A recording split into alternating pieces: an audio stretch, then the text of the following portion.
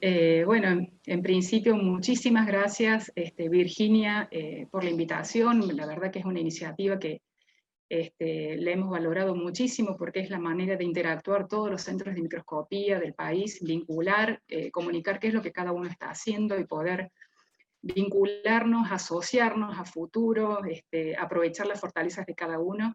Y bueno, y felicitarte por Hernán también, porque realmente ha sido muy presto en cada una de las presentaciones y en la comunicación. Bueno, arrancando con mi presentación, ahora salimos del mundo de la ciencia de los materiales y nos metemos en la ciencia de la vida. Esta presentación se llama Comunicación célula-célula en el microambiente tumoral, rol de las vesículas extracelulares, y un poco la iniciativa o el disparador de animarme a presentarme en esta serie de seminarios fue a partir de una experiencia que tuvimos, de una inquietud que trajo una investigadora de querer analizar estas estructuras a nivel del microscopio electrónico de transmisión. Y bueno, fue un desafío para todos los que estuvimos involucrados, de estudiar, adentrarnos en esta problemática. Así que bueno, esto es lo que les voy a presentar a continuación. Primero, vamos a hacer una especie de, digamos, una vista general de qué son las vesículas celulares. Todos sabemos que en los organismos vivos la comunicación intercelular es un mecanismo que es esencial para la comunicación entre los distintos órganos y particularmente dentro del microambiente de cada tejido.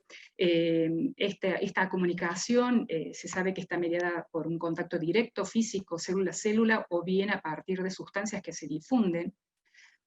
Sin embargo, en las últimas 2 décadas ya se empezó a postular un tercer mecanismo de comunicación de tipo de transferencia horizontal de macromoléculas a través de estas estructuras que se han denominado vesículas extracelulares.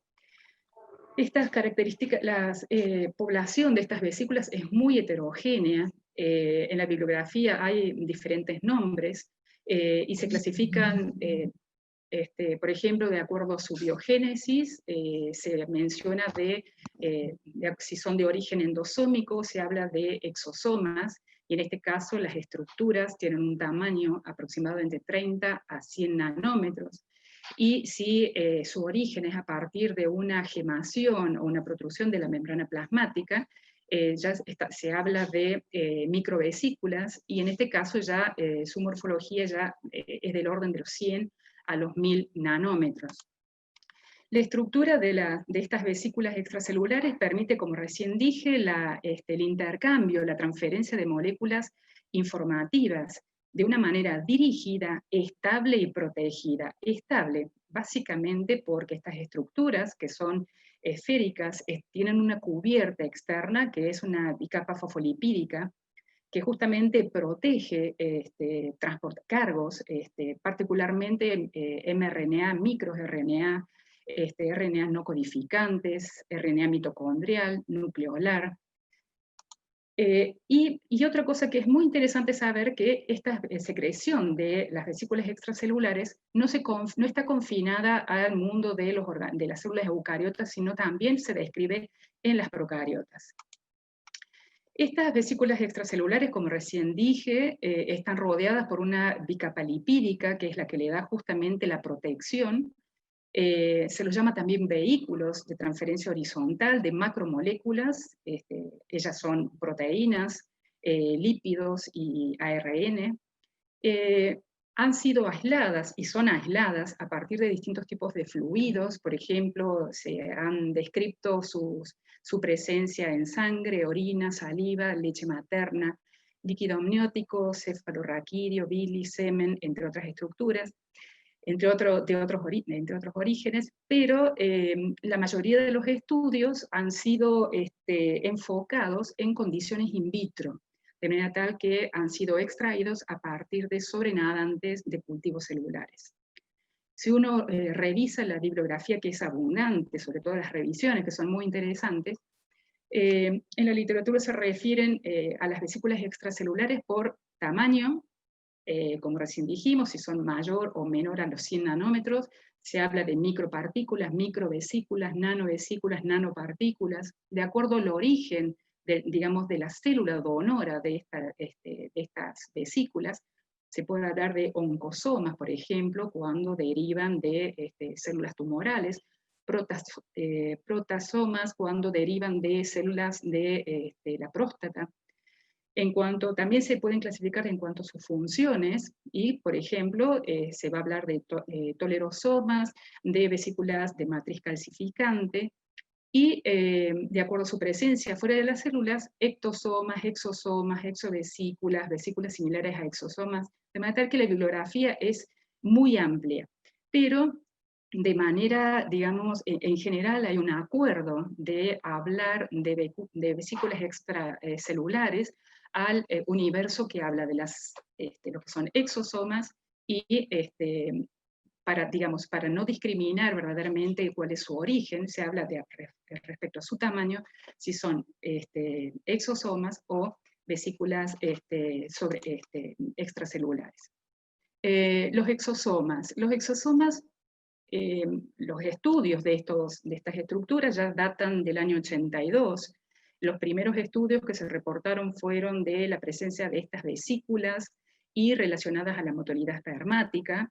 En el 87 también comenzó a emplearse el término exosoma, pero siempre circunscripto a las células sanguíneas, en particular reticulocitos en cultivo, y en relación a cuerpos multivesiculares que fundamentalmente los exosomas tienen este origen endosomal, y por lo tanto su vínculo con las vesículas, los cuerpos multivesiculares, es un hecho.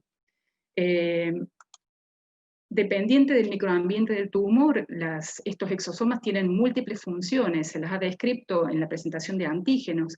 Los exosomas y las vesículas extracelulares en general han sido ampliamente descritos en inmunología, principalmente en el campo de la inmunología, y ahora hay como una fuerza de la mención y el uso y el estudio de estas estructuras ya por ejemplo, en procesos patológicos como el cáncer y las enfermedades neurodegenerativas.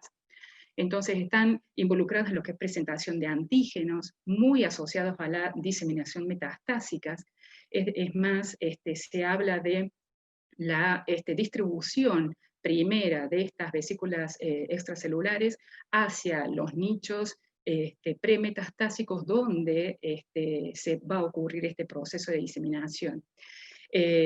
También en el transporte de metaloproteinasas, es decir, todo lo que tiene que ver con la matriz extracelular, favoreciendo la migración celular, potenciando el comportamiento oncogénico, transportando variantes de receptores, como por ejemplo el epidermal growth factor, y se describen grandes actividades proangiogénicas, todo evidentemente asociado al microambiente del tumor.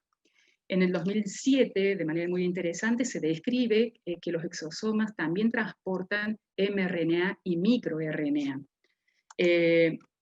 Con respecto a las microvesículas ya son estructuras mayores, del tamaño entre los 150 y los 1000 nanómetros, y la característica para diferenciar de los exosomas es que son liberados por brotación de la membrana plasmática. Básicamente esos son los dos orígenes de las llamadas vesículas extracelulares en su conjunto. En los años 90 ya se empezó a hablar de estas vesículas, de estas microvesículas y liberadas de plaquetas, monocitos, es decir, todo lo asociado a lo que son las células sanguíneas. También muy asociado a lo que es el componente inflamatorio, digamos, el microambiente proinflamatorio, y más recientemente con el fenómeno del desarrollo del cáncer.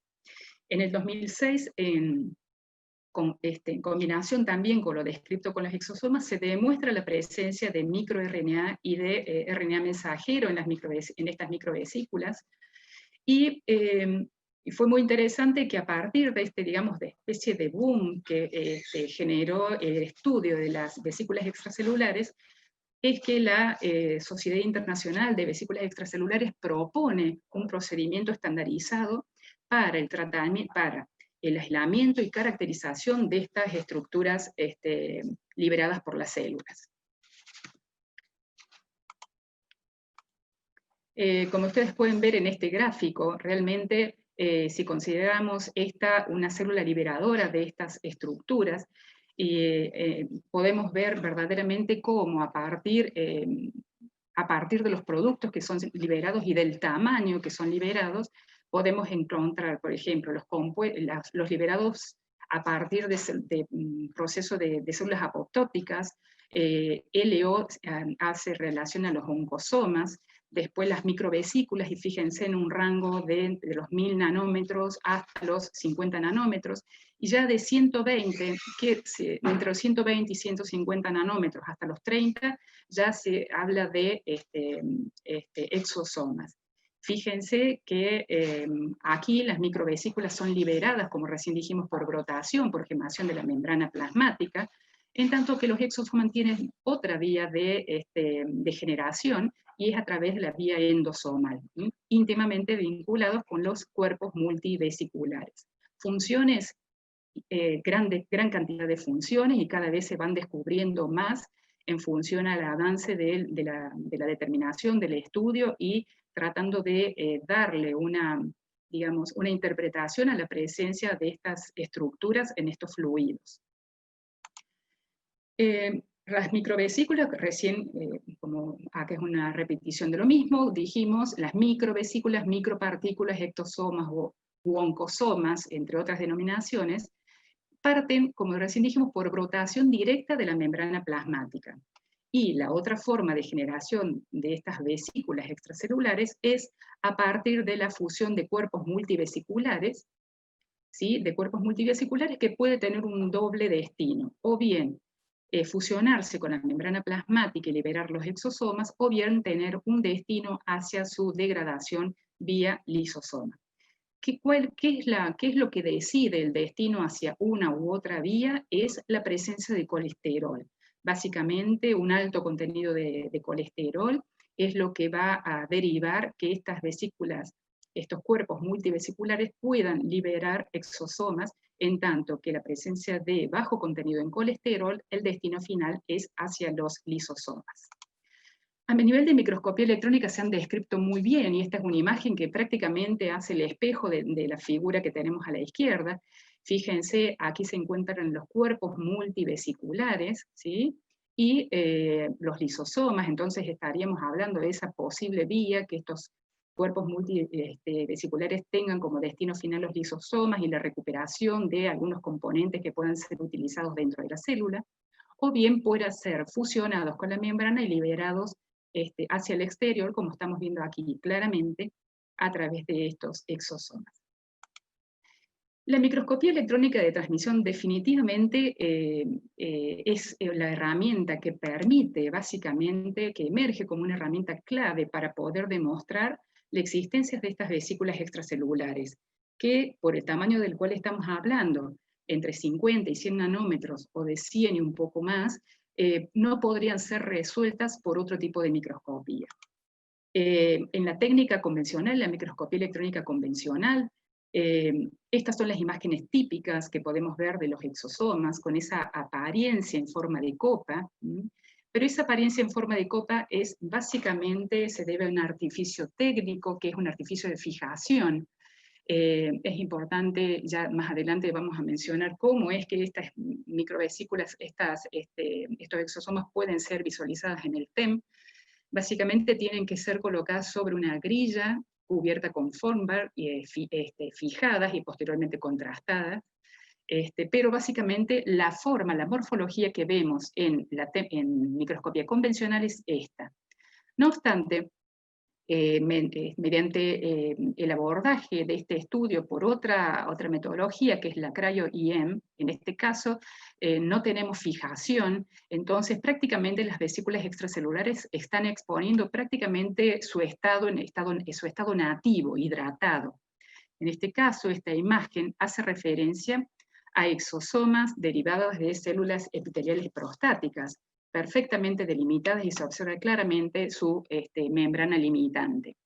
Evidentemente que la cryo-EM en este caso es una herramienta ideal para caracterizar las propiedades biofísicas y por ello la funcionalidad posterior de estas vesículas extracelulares. Y esto viene también a relación de la próxima imagen. Me resultó interesante traerles por múltiples motivos este trabajo en el cual se describe la existencia de microdominios en el lumen interno de estas vesículas extracelulares derivadas de venios extracelulares de neuronas, de cultivo de neuronas corticales. Y ¿por qué también me resultó muy interesante traer a colación esto? Porque en este trabajo participó activamente Amalia Pasoli. Amalia Pasoli fue una ex integrante del Centro de Microscopía. Amalia hizo su tesis de doctorado bajo la dirección del doctor Agustín Aoki, después hizo una instancia postdoc en Alemania, en Heidelberg, y de allí saltó a la Rockefeller University. Estuvo allí creo que 11, 12 años a cargo de la facility del sistema de microscopía electrónica, vinculándose con grupos muy, muy reconocidos de la universidad, y posteriormente se fue a una gran propuesta que le hicieron en el Janelia Research Campus, un instituto de Howard Hughes. Ella se instaló en el Janelia Institute, creo que fue alrededor de 4 años, y en ese periodo, también vinculándose con investigadores, premios Nobel, ella allí perfeccionó el abordaje de la técnica de Clem, que es justamente la técnica que les relató en la presentación anterior Juan Pablo Petiti. Y bueno, esta profundización, esta experiencia que tuvo Amalia a nivel de Clem fue que surgió la idea de armar ese curso de posgrado por medio del Sistema Nacional de Microscopía, en el cual se invitó a Amalia Pasoli y también a Gabriel Balabanian, otro recurso que pasó por el Centro de Microscopía Electrónica. En este caso, fíjense, este es el típico caso de la tinción negativa. En este caso, bueno, este estudio fue hecho en Janelia. Esta imagen fue tomada en un microscopio electrónico, en un TechNight Spirit operando a 80 kilovoltios, en tanto que la cryo-EM la desarrolló ya empleando otro equipo. En este caso, ella trabajó ya en un Fate TechNight, ya operando 200 kilovoltios, y justamente esto es lo que yo les mencionaba. Ellas describen en este artículo que estas vesículas extracelulares contienen en el lado interno, ¿sí? Y esto es con reconstrucción en 3D, este clúster de vesículas, ¿sí? Por el lado interno, ¿sí? No solamente describieron que estos clústeres de vesículas, sino además la existencia de vesículas intraluminales contenidas en esa vesícula extracelular. Esto es una reconstrucción también en 3D a partir de esa imagen, y bueno, surge la inquietud de seguir profundizando esto, porque esto evidentemente son hallazgos in vitro que se han hecho, y la inquietud de saber si esto verdaderamente es un espejo de lo que puede ocurrir in vivo, y poder saber cuál es el rol fisiológico de estas vesículas dentro de vesículas en el sistema nervioso. Fíjense acá claramente, no solamente vesículas dentro de vesículas, sino describen allí zonas de contacto entre estas vesículas extracelulares. Algo que fue muy interesante también es que haciendo un estudio tomográfico ya, fíjense, ya Amalia cambió de microscopio, fue a un Titán, y operando a 300 kilovoltios pudo hacer una reconstrucción en 3D de estas vesículas. Lo que hicieron es someterlos a una radiación. La idea era generar un daño a estas vesículas extracelulares con radiación de alta energía. Y en este caso, como recién presentaban en el caso del microscopio de 200 kb para materiales. En este caso, el Titan también tiene el porte espécimen con la posibilidad de hacer el tilt, y en este caso el tilt llega hasta los 48 grados en uno y otro eje, de manera tal que ellos fueron haciendo esa reconstrucción. Evidentemente giraban, el tilt iba saltando de 3 en 3 grados hasta completar los 48 en uno y otro sentido, y después hicieron la reconstrucción. Y fue muy interesante observar, y en esta imagen mayor, fíjense, esta es cómo dentro de la vesícula extracelular hay complejos o clústeres que básicamente los han definido o hipotetizan que se trata de proteínas y con alto contenido en fosfato, por lo cual ellos suponen que ese contenido en fosfato está íntimamente ligado con el transporte de RNA. También vieron que en zonas donde donde habían más presencia de clúster con contenidos proteicos, la membrana, digamos, la vesícula estaba más preservada, en tanto cuando esa irradiación impactaba sobre la membrana, sobre la vesícula desprovista de componentes proteicos, donde estaba expuesta la membrana fosfolipídica, allí el impacto era mayor. Y ese impacto estaba visualizado a través de la formación de estas burbujas. ¿Sí? Evidentemente que este abordaje que pudo hacer Amalia en Yaniria, evidentemente, además de la mano, Amalia es excelente, excelente, pero el soporte tecnológico del instituto es lo que ha permitido que a través de las mismas muestras, pudiendo utilizar diferentes instrumentos, pudieran llegar a tal alta resolución e ilustración de lo que está ocurriendo en esas vesículas extracelulares. Lo importante fue que, bueno, ellos hipotetizan que justamente estos complejos proteicos, estos clústeres proteicos, podrían constituir microdominios, ¿sí? Microdominios funcionales, porque recordemos que estas vesículas extracelulares se liberan y puedan llegar a sus órganos, a sus células diana, a sus células target, y allí considerando el microdominio específico que pueda tener, pueda hacer la interacción con el receptor de la señal y desencadenar, evidentemente, esa respuesta. Con respecto, si bien todo este abordaje que estuvimos viendo es a través de microscopía electrónica de transmisión o de cryo-EM, hay diversas metodologías que permiten la obtención de estas vesículas extracelulares. La mayoría de los protocolos, como dice más acá en el último punto, requiere de un múltiple abordaje. La mayoría utiliza ultracentrifugación diferencial en distintos grados de velocidad. En el caso de Amalia llegó a 300.000 revoluciones.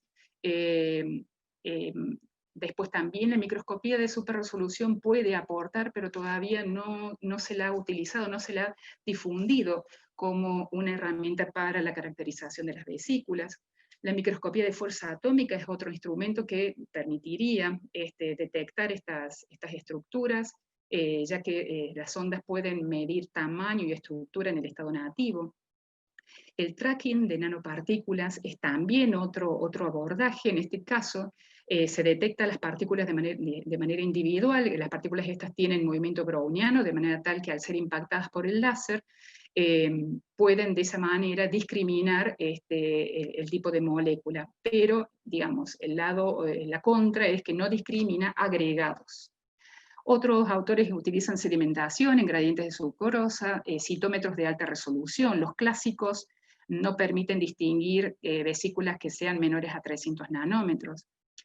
Algo que está muy difundido es la técnica de SEC, la cromatografía de SEC, que es una técnica analítica que a partir de la ilusión a través de columnas permiten separar las fracciones y caracterizarlas. Y en el mercado, evidentemente, han aparecido kits de purificación de exosomas, básicamente empleando bits para inmunocaptura, para la purificación de estas vesículas extracelulares. Este es un esquema muy representativo de básicamente cómo está conformada una vesícula extracelular, como recién dijimos. Esta es la topografía, una cubierta externa de fosfolípidos, que es lo que le da justamente esa protección y la estabilidad. y se habla de un lenguaje multifacético y complejo, porque verdaderamente en su interior puede llevar diversos tipos de proteínas, transmembrana, con dominio extracelular, proteínas con dominio intracelular, distintos componentes involucrados en la señal de la señalización, también diferentes ácidos nucleicos, como recién hice mención, y lípidos. Al punto tal que esta gran versatilidad de cargos de estas vesículas ha hecho que se generaran bases de datos, como por ejemplo Exocarta, Vesiclepedia, Evepedia, son distintos sitios, distintas bases de datos donde uno puede apelar y recurrir para poder afinar la caracterización o contribuir a esa base de datos en el caso de que sea requerido. Las proteínas pueden ser específicas para las PES, es decir, hay un compartimiento muy específico, no es un transporte aleatorio, y evidentemente va a depender el cargo de la proteína, de la célula de origen. Son escasos las proteínas de origen nuclear, mitocondrial o de retículo endoplásmico del complejo de Golgi. Respecto a los lípidos, son altamente enriquecidos en colesterol, además de fingomielina, fosfatidilserina, ácidos grasos saturados, gangliósidos, ceramidas. Todo este conjunto de lípidos es lo que le da la gran estabilidad y la protección al cargo. Y ácidos nucleicos, como recién dijimos, realmente la presencia, el descubrimiento de que transportan microRNA realmente ha sido un gran hallazgo para poder detectar cómo estas señales se transmiten y pueden llegar a distancia a través de los fluidos. Los mecanismos de biogénesis, recién dijimos, en el caso de los exosomas, está claramente descrito que interviene un complejo de sorting de vía endosomas en el cual participan estas proteínas que son macrocomplejos, pero se han descrito vías que son dependientes de este complejo proteico como independientes, ¿sí? Que simplemente participan ceramidas o tetraspaninas que este nombre me gustaría que lo recuerden porque es uno de los marcadores que se usó en el trabajo en el cual he colaborado. Son múltiples las señales y cómo se puede compartir la información.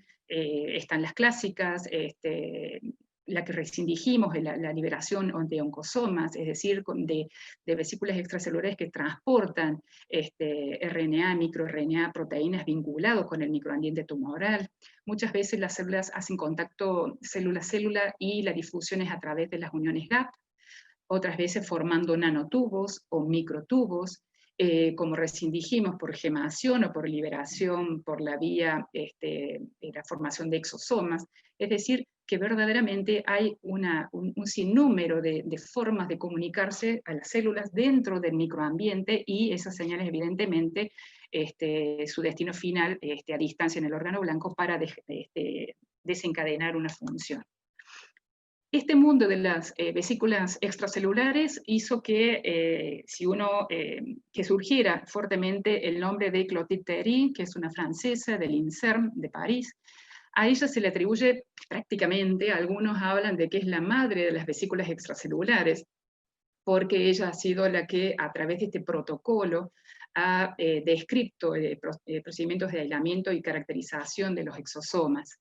Evidentemente que no hay un solo protocolo, cada cual lo tiene que adaptar a las propias situaciones experimentales.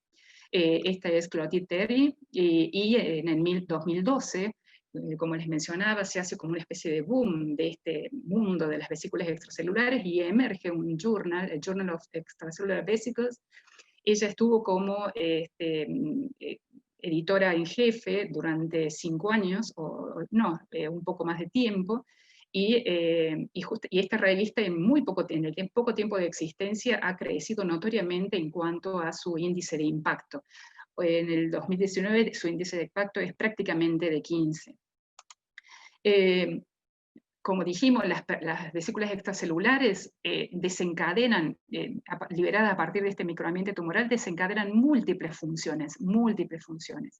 Y justamente, y otra, además de lo que es la diseminación a distancia, en lo que es el microambiente tumoral, también han sido altamente descritas en lo que es la propagación de enfermedades neurodegenerativas, por la posibilidad de transportar cargos, por ejemplo, de beta-amiloide, de proteínas tau, es decir, aquellas que tienen que ver con estas enfermedades de Alzheimer y de Parkinson.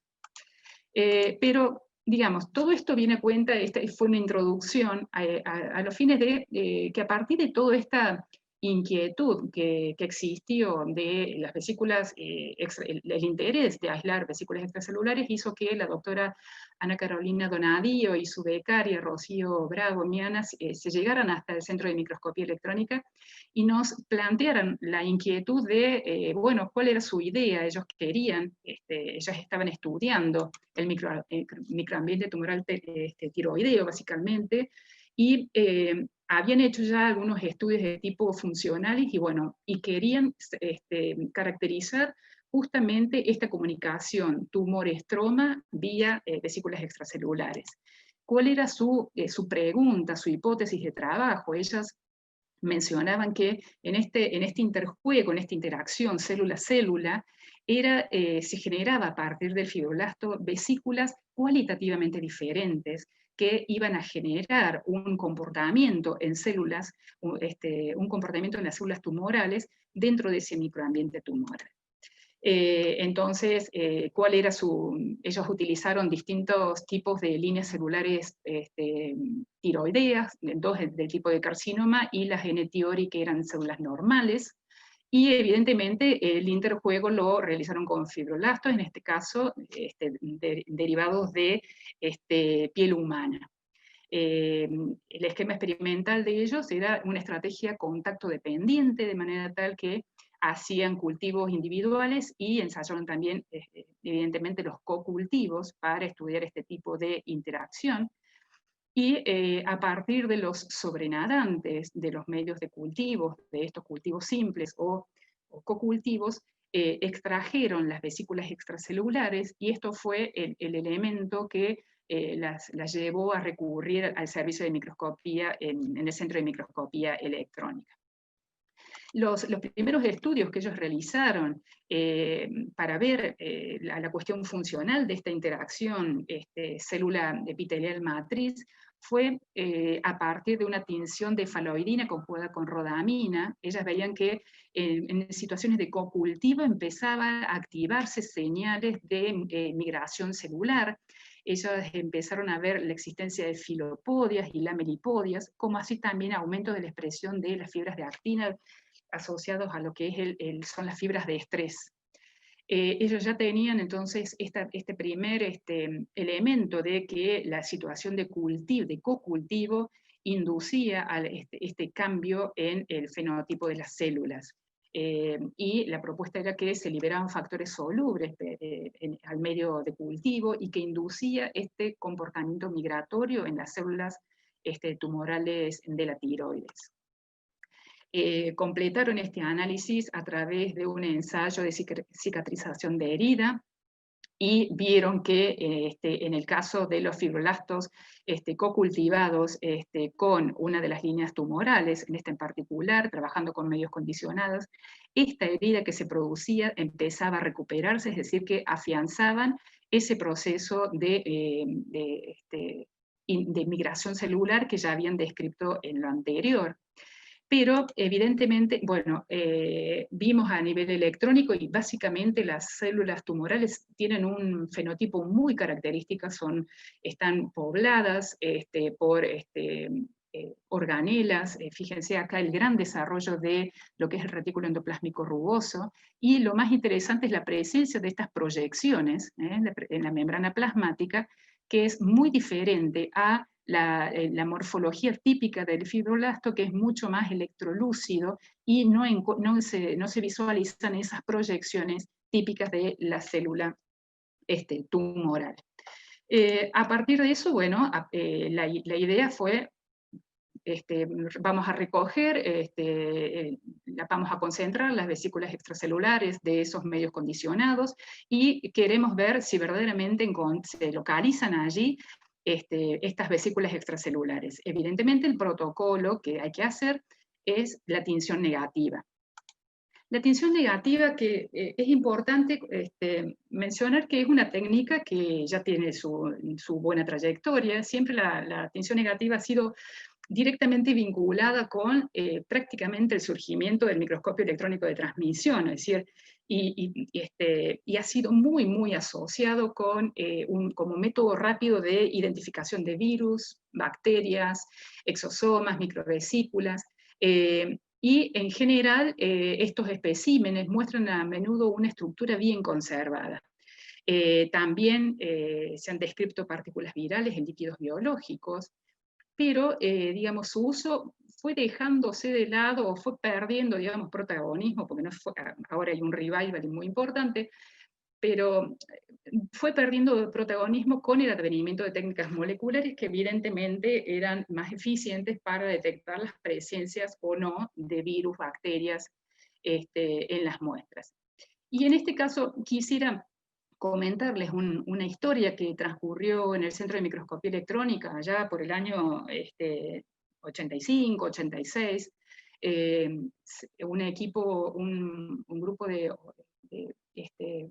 de médicos del Hospital de Niños, de pediatras, uno en particular, llega a la institución con una inquietud que es a partir de la piel de un paciente, encontraron que este paciente tenía secreción de vesículas y la piel tenía un aspecto dudoso, entonces querían que mediante la microscopía electrónica de transmisión se pudiera definir si era compatible con el virus del herpes o no.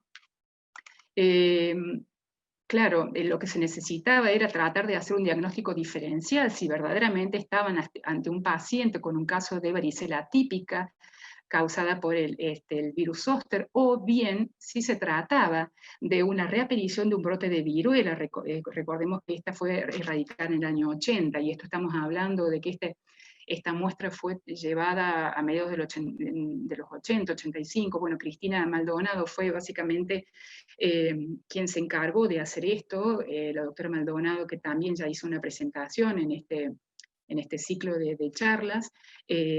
Cristina, ella hizo su tesis de doctorado en el Instituto de Virología y la tinción negativa fue prácticamente su técnica de estudio. Entonces ella fue un poco la encargada de tratar de dar a luz si verdaderamente este paciente estaba sufriendo varicela o bien si se trataba de una reaparición de la viruela. Por medio de la microscopía electrónica se pudo descartar que se trataba de la viruela a través de las características morfológicas. Se hallaron partículas con estas características, partículas con una cápside bien esférica, que es típica del herpes zóster, muy diferente, y con un tamaño de 150 a 200 nanómetros, muy diferente de la que presenta el pox virus, que es justamente el virus generador de la viruela. Evidentemente que este hallazgo, este diagnóstico diferencial que se hizo a través de la microscopía, generó un gran reconocimiento a la tarea del Centro de Microscopía Electrónica y eso generó un reconocimiento a nivel del hospital por el aporte y verdaderamente para reafirmar que por suerte no se trataba de un nuevo caso de viruela. Pero volviendo a las vesículas extracelulares y en particular con la tinción negativa, esto es un protocolo que estandarizaron las chicas. Cuando digo las chicas me refiero a Carolina Leingruben y Virginia Juárez, que ellas son CPA profesionales del INICSA. Ellas establecieron ya este protocolo de cómo hacer con esa muestra que la doctora Donadío llevó al laboratorio. Básicamente tenemos que contar que ese pellet que contienen las vesículas extracelulares es un pellet sumamente pequeño. Se resuspende en una alícuota muy pequeña de paraformaldehído, y posteriormente, ¿cuál es la estrategia? Sobre un film colocar la gota que tiene la suspensión con las vesículas extracelulares y por encima se hace flotar la grilla que tiene su cubierta de Fomberg, de manera tal que la cubierta quede expuesta hacia la solución de microvesículas. Esto tiene un tiempo de 20 minutos a temperatura ambiente para dejar que justamente que la muestra quede absorbida en ese soporte. Después hay sucesivos pasos de lavado con PVS, posteriormente hay una fijación en glutaraldehído al 1%, y finalmente nuevos lavados para eliminar las sales del PVS hasta que finalmente la grilla está en condiciones de ser contrastada. Ese contraste primero, esa grilla es expuesta a una solución de uranilo y oxalato, y posteriormente se hace la contratinción en una mezcla de acetato de uranilo y metilcelulosa. Justamente esta cubierta, este tratamiento, lo que favorece es que las vesículas queden conservadas en cuanto a su estructura. Bueno, verdaderamente son pasos muy, digamos, cada uno de los pasos son muy detallados, requiere un dominio de todas estas, de la grilla en particular, de cada una de las soluciones por las cuales se va pasando, porque básicamente lo que hay que evitar es que esa grilla se sumerja en la gota. Y finalmente, una vez que se ha pasado por todo este tipo de el procedimiento del contrastado de la tinción negativa, se deja secar y ya se visualiza en el microscopio electrónico. Estas son las imágenes que se sacaron en nuestro microscopio, que es un Zeiss Leo 906. En este caso, nuestro microscopio estuvo operando a 80 kilovoltios, y estas son las imágenes típicas de las que estuvimos hablando, esa forma de copa muy característica. Lo muy interesante es que los medios de cultivos de las distintas células tumorales tiroideas, como la situación del cocultivo, generaron, evidenciaron la presencia de estas vesículas en el sobrenadante. Esta es una imagen mayor, a mayor magnificación, fíjense cómo claramente se ve esa imagen. Esta barra es 200 nanómetros, de manera tal que a partir del análisis de las distintas estructuras que se obtuvieron a partir de estos sobrenadantes, se pudo hacer un análisis y se observó que prácticamente la totalidad de estas vesículas extracelulares eran compatibles con exosomas, ¿sí? Es decir, el tamaño era compatible con los exosomas. Otro abordaje que se hizo ¿se acuerdan cuando yo les dije, recuerden la tetraspanina? Aquí en este caso se midió la expresión del CD81, que es un marcador de tetraspanina que es directamente involucrado en lo que es la vía de formación de los exosomas. Y también se analizó la expresión de un cargo, la proteína CD147, que es una proteína de membrana. Y fíjense que en las células tumorales y en las condiciones de cocultivo, estas proteínas estuvieron altamente expresadas.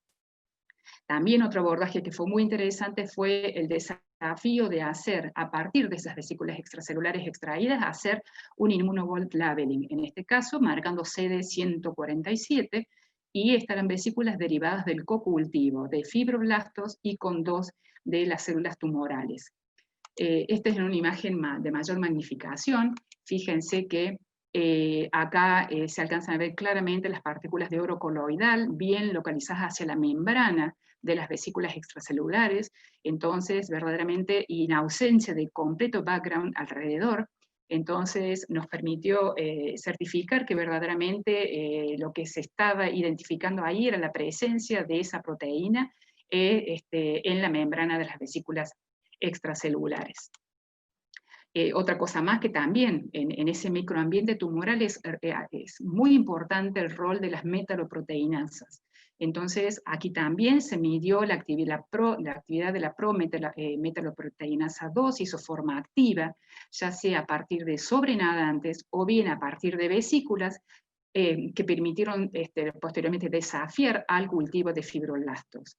Y se vio básicamente que estas vesículas provenientes de los medios condicionados, al ser desafiadas a cultivos de fibroblastos, permitieron observar la presencia justamente de de estas metaloproteinasas, lo cual hablaba y soportaba los primeros hallazgos de del inicio de lo que sería el desencadenante de esa disrupción de la matriz extracelular, favoreciendo lo que es la migración. El resumen de este trabajo básicamente se describe que esa interacción entre las células, el fibroblasto y la célula tumoral tiroidea promueve un microambiente que es permisivo para justamente la activación de las metaloproteinasas que se activan para justamente inducir a que las células tumorales adquieran un comportamiento migratorio. Se demuestra que en este microambiente tumoral existe liberación, esa comunicación está mediada por estas vesículas extracelulares, que estas vesículas extracelulares expresaban este marcador de gran importancia. El CD147 es una proteína de membrana muy clásica de las células tumorales tiroideas, de manera tal que era un elemento que verdaderamente permitía afirmar que verdaderamente esta comunicación estaba ocurriendo. Entonces, justamente esa interacción con las vesículas extracelulares como mediadores es lo que permitió verdaderamente demostrar que ese interjuego, esa comunicación dentro de ese microambiente tumoral es el que realmente existe, y destacando y confirmando en la hipótesis de partida que son los fibroblastos los que cambian su actividad, empiezan a exhibir otro rol funcional, en este caso como fuente de metaloproteínas, para inducir ese comportamiento de las células tumorales hacia la migración celular. Este es un trabajo, bueno, esta es la doctora Ana Carolina Donadío y su becaria Rocío Bravo Viana. Rocío ha hecho una instancia en España y actualmente está por terminar su tesis prontamente el año que viene, y actualmente está dedicado a lo que es el estudio, a la realización de la proteómica para poder caracterizar más en profundidad los cargos de estas vesículas extracelulares, para poder completar y tener, y evidentemente el gol final es poder aplicar esto a los sueros de paciente, que de hecho ya hay una serie de pacientes que han sido reclutados en un sanatorio privado de acá de la ciudad de Córdoba, y este proyecto está a cargo de la doctora Donadío, y bueno, es el próximo paso que queda para confirmar. Evidentemente este trabajo ha sido como una especie de puntapié para poder, no solamente que ha sido un gran estímulo para meternos en el mundo de las vesículas extracelulares, pero básicamente quienes se metieron con gran fuerza fueron las chicas Carolina Lembrubel y Vicky Juárez. Ellas son técnicas, ellas son profesionales del INICSA, y bueno, ellas con su gran experiencia, su dominio, la asesoría verdaderamente a la doctora Donadío de cómo ir perfeccionando las técnicas de ultracentrifugación, si veíamos o no contaminación, verdaderamente eso permitió que hoy se ofrezca, hoy digo porque este es un nuevo stand que surgió a fines del año pasado, y las chicas también han propuesto otro stand que es un curso práctico de aplicación de tinción negativa, pero bueno, ahora nos agarró esta situación de pandemia, por lo cual eso ha quedado allí en stand-by. Pero siempre a mí me gusta mucho resaltar que, si bien la gran experiencia, el gran dominio que tienen Carolina y Vicky en todo lo que es el manejo, la asesoría, el meterse en los protocolos, digamos, este gran desafío no hubiera sido posible sin la participación del equipo de los electrónicos, del soporte técnico que hoy tenemos, que está dado en primer lugar por el ingeniero Boeto, que él es ingeniero electrónico que está a cargo del mantenimiento de nuestro equipo, el SAES LEOS 906, fue adquirido en una convocatoria, un PME con ICET en el año 2003, y fue instalado en el Centro de Microscopía en el 2005. Y es muy interesante su figura, resaltar su figura, porque desde aquel momento hasta el día de hoy ha sido absolutamente sostenido en su funcionamiento, no tuvimos que recurrir, por suerte, a servicios externos, servicios técnicos externos, y de hecho, la última intervención que hizo Néstor fue al comienzo de la pandemia, en plena cuarentena en Córdoba, acompañado por Marcos Mirón, pero principalmente por el ingeniero Roald Pitau, que fue el maestro de la microscopía electrónica en el Centro de Microscopía. Hoy el ingeniero Pitau está retirado, pero sin duda su teléfono está abierto siempre a cualquier consulta, y quisiera también resaltar que el ingeniero Pitau fue formador de grandes discípulos del Centro de Microscopía, entre ellos, bueno, mencionar a Carlos Peralta, que hoy Carlos está como soporte postventa de SAIS y además es director de Nanosystem. También a Gabriel Balabanian, que Gabriel Balabanian ya entró como estudiante en el Centro de Microscopía y hoy es Service Manager de SAIS España. Y bueno, y Marcos Mirón está arrimándose y formándose al lado de Néstor, y bueno, y evidentemente que este trabajo absoluto en equipo, porque verdaderamente este trabajo en equipo por parte del área de bioingeniería ha permitido sostener, y particularmente durante este periodo de pandemia, con el servicio al sector salud. El doctor Jorge Muxi, a ustedes en otra presentación les mostró cuál es el servicio hacia el sector de salud de análisis de biopsia. Él y otro grupo de técnicas han estado con el servicio de manera sostenida durante este tiempo, y justamente les decía que hubo una intervención por una pérdida de vacío que tuvo el microscopio, y bueno, por suerte se pudo subsanar, y este servicio, esta asistencia a la comunidad médica se ha seguido ofreciendo de manera sostenida. Evidentemente que hoy digamos, objetivo próximo es poder continuar profundizando, poder ofrecer nuevos desafíos, nuevos stands, como Juan Petiti les contó, la posibilidad de ofrecer el servicio de CLEM.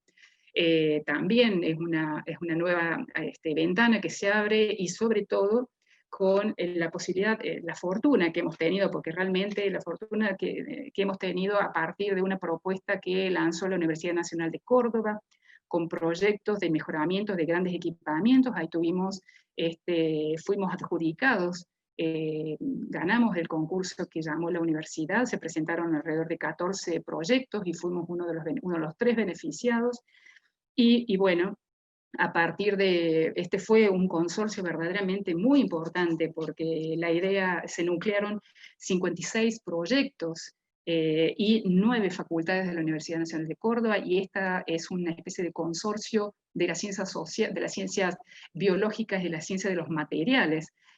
Básicamente el nuevo microscopio, que si todo su curso sigue bien, va a ser un Talos de la empresa de Thermo Fisher, y evidentemente vamos a poder ampliar estos servicios a la comunidad, y poder anexarlo al Sistema Nacional de Microscopía y poder ofrecer estos nuevos servicios.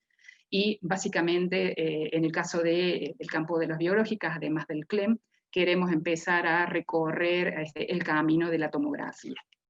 Así que bueno, ya me despido finalmente con otra de las tareas que nos llena de gratificación, que es la Semana de la Ciencia y la Tecnología, que la dictamos todos los años, excepto este año por motivos de fuerza mayor.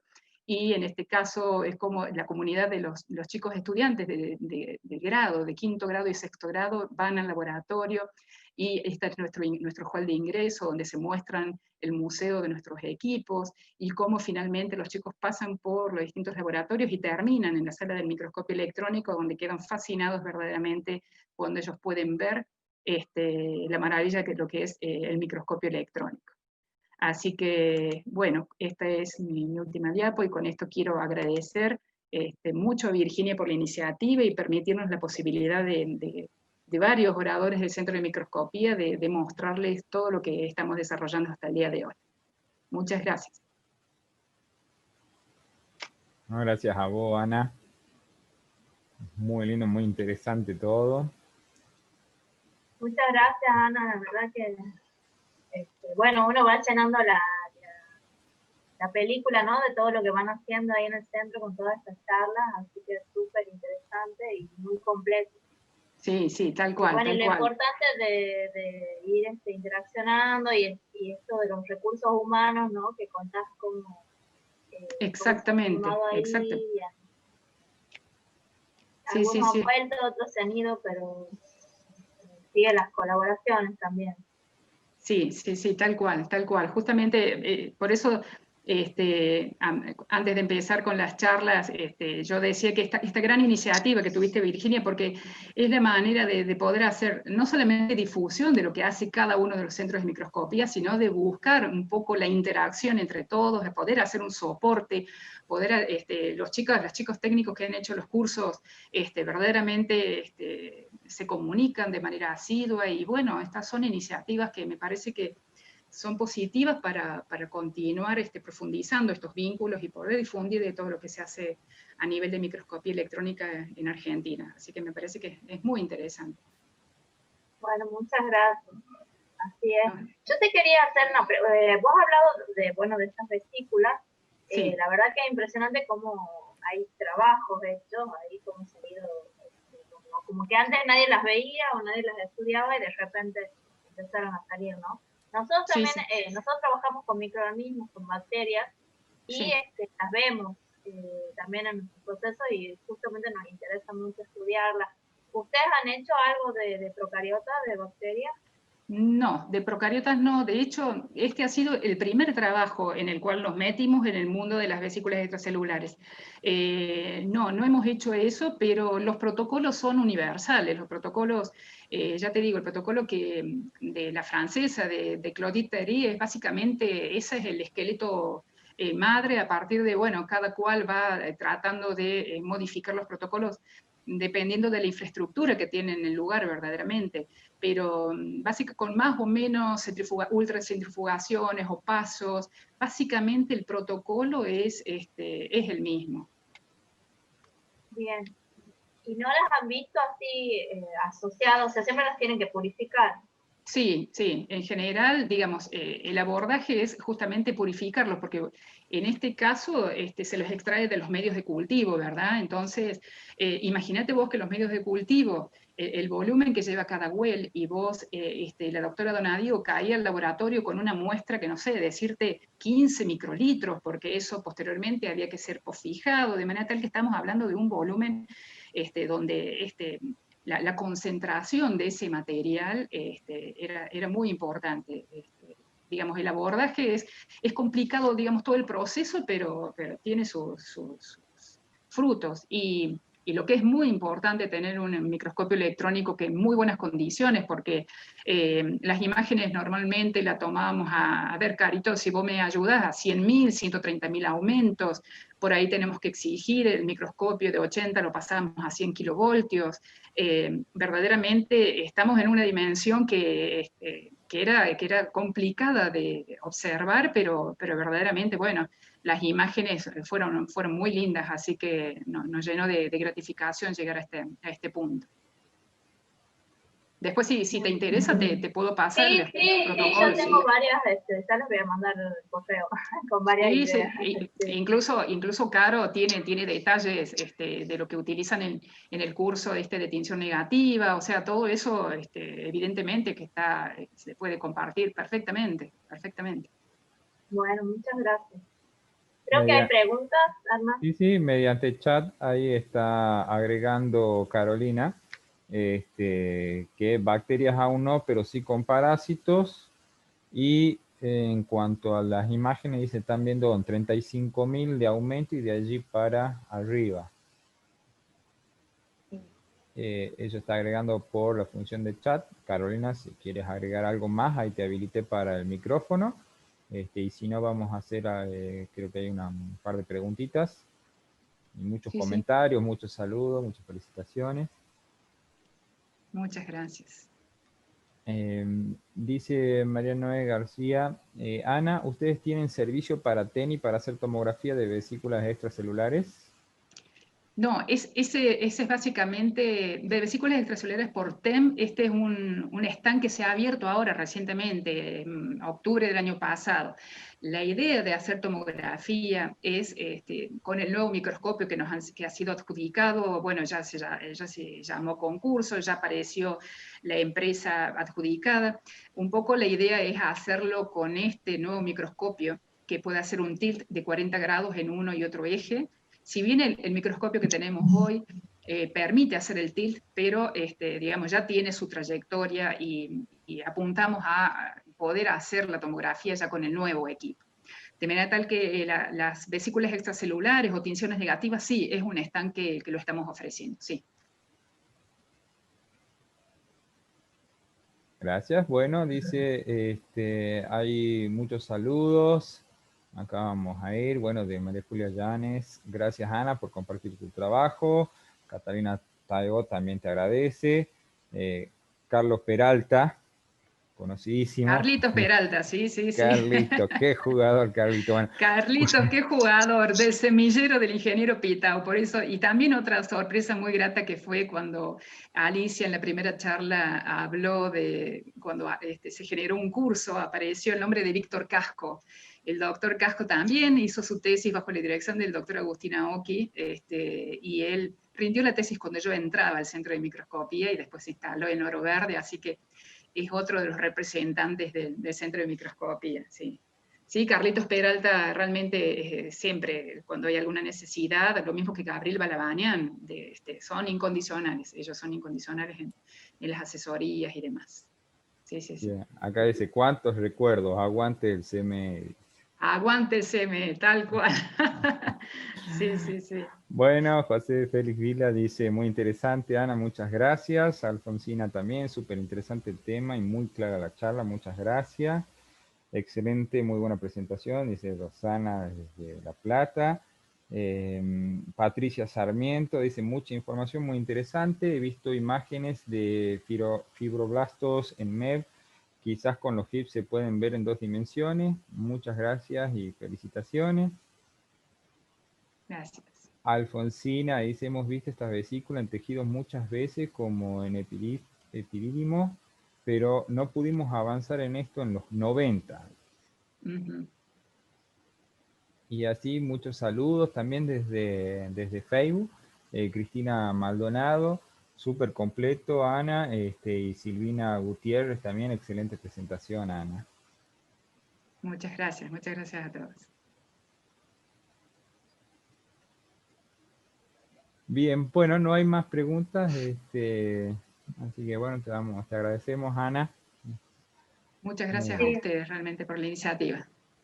Bueno, muchas gracias de nuevo a Alicia y a todo el equipo de Alicia. Colin, no me acuerdo el nombre. Sebastián, perdón. Gracias. Bueno, muchas gracias y bueno, ya el lunes que viene estaremos hasta el 30 de noviembre, no paramos. 30 de noviembre tenemos la primera de diciembre, el último lunes de noviembre, pero es la primera de diciembre. Y bueno, ahí ya invitaremos a brindar con una previa de fin de año. A todos. Allí estaremos brindando. Bien. Bueno, y quedan las charlas en Facebook y en YouTube después las pasamos ahí, así todo este documento y esta información y conocimiento queda a disposición de todos y todas. Muchas gracias. Muchas gracias, Virginia. Chao, gracias. Chao, hasta luego, gracias a todos. Chao, Hernán. Chao, Ana. Chao, adiós, muchas gracias. Chao.